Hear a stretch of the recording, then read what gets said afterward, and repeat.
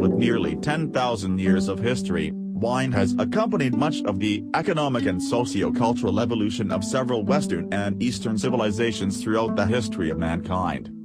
The origins of wine predate written records, and modern archaeology is still uncertain about the details of the first cultivation of wild vines. The first humans are supposed to have picked up trees to harvest berries, and began to harvest them. With the transition from a harvester lifestyle to a sedentary lifestyle, farmers in the Middle East, where the present countries like Armenia, Azerbaijan, Turkey and Iran find themselves early on, that the fermentation of these berries generated a juice with some alcohol that was much appreciated at the time. Much of modern wine culture derives from the practices of the ancient Greeks. The vine preceded the Minoan and Mycenaean cultures.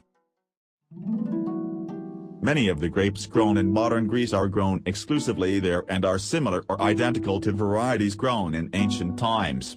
In fact, the most popular modern Greek wine, a strongly aromatic white called Retsina, is considered a remnant of the ancient practice of coating wine jars with tree resin, giving a distinct flavor to the drink.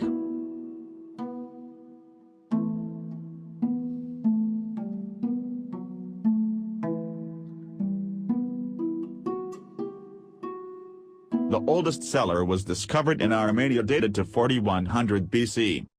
The site contained a mill, fermentation vats, jars and cups. Archaeologists have also found seeds and vines of vivena. Wine played an important role in ancient Egyptian ceremonial life. A thriving wine industry was established on the banks of the Nile after the introduction of grape cultivation. The vinification scenes on the walls of the graves and the lists of offerings that accompanied them included wine that was definitely produced in the Delta vineyards. At the end of the Old Kingdom, 5 distinct wines, probably all produced in the Delta, constituted a canonical set of provisions for the afterlife.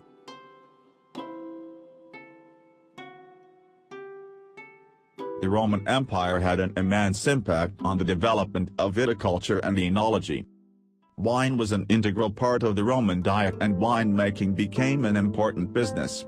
Virtually all the major wine-producing regions of Western Europe today were established during the Roman imperial era. The technology of vinification improved considerably during the period of the Roman Empire. Through trade, military campaigns and settlements, Romans brought with them a taste for wine and the impetus to plant vines. Trade was the first and farthest-reaching arm of its influence, and Roman wine merchants were eager to trade with enemy and ally alike, from the Carthaginians and peoples of southern Spain to the Celtic tribes in Gaul. Pliny the Elder was a 1st-century naturalist and author of the 37-volume Roman Encyclopedia Natural History, dedicated to the Emperor Titus. The work covers a vast array of topics, including serious discourse on viticulture and wine.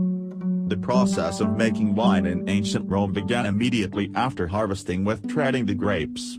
The juice thus expressed was most highly prized and kept separate from what would later come from pressing the grape. His free-run juice was also believed to have the most beneficial medicinal properties. In the Middle Ages, wine was the common drink of all social classes in the south, where grapes were grown. In the north and east, where few or no grapes were grown, then beer was the habitual drink. Wine was exported to the northern regions, but because of its relatively high expenditure it was seldom consumed by the lower classes. Since wine was necessary for Catholic celebrations, Benedictine monks have become one of the largest wine producers in France and Germany. Other orders, such as the Carthusians and the Templars, were also notable as wine producers. The Benedictines owned vineyards in Champagne. Dom Perignon was a Benedictine monk. In 1435, Count John IV of Katzenelnbogen, a wealthy member of the German nobility of Germany, was the first to plant Riesling, the most important German grape. The wine-making monks nearby made it an industry, producing enough wine to send throughout Europe for secular use.